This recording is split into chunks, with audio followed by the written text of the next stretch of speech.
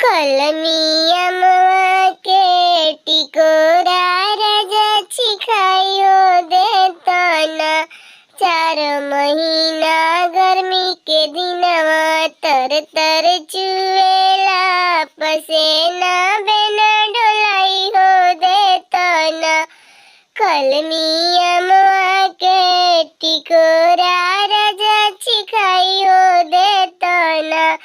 4 महीना बरसात के दिनवा हमरो भीजेला लहंगवा छतरी ओढ़ाई हो देतना।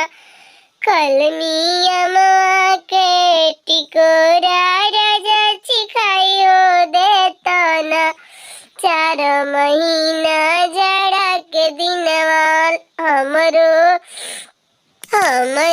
लाला की रजैया राजा ओढ़ाई हो देतना। कलमियमवा के टिकोरा राजा छिखाई हो दे